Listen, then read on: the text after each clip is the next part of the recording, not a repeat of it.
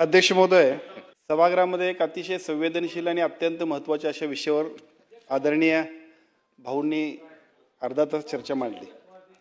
विषय खूप संवेदनशील आहे आणि त्याच्यापेक्षा मांडणारा खूप संवेदनशील आहे। ज्यांचा आदर घेऊन आम्ही सगळे आदर्श घेऊन आम्ही सगळेजण काम करतोय, अशा पद्धतीच्या आदरणीय सुधीर भाऊ मुनगंटीवारांनी हा एक अतिशय सामाजिक दृष्ट्या ज्याच्याकडे अजून सुद्धा खूप गांभीर्याने आपण सगळ्यांनी बघितलं पाहिजे, अशा पद्धतीच्या विषयावरती आपण हा विषय मांडलेला आहे। 3 मुद्द्यांवरती भाऊंनी खूप आग्रहाने जे सांगितलंय, त्या तिन्ही मुद्द्यांवरती पहिल्यांदा मी आपल्या सगळ्यांना निश्चितपणाने सभागृहाला सांगू इच्छितो।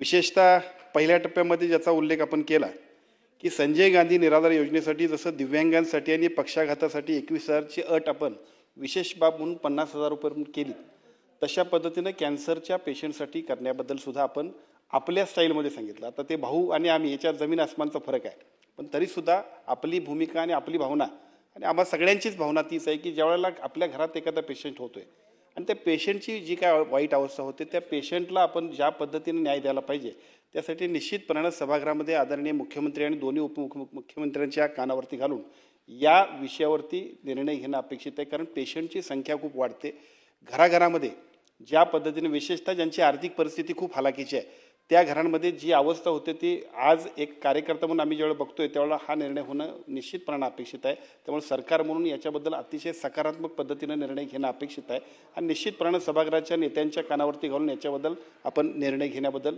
निश्चितपणाने आपण पुढे जाऊ।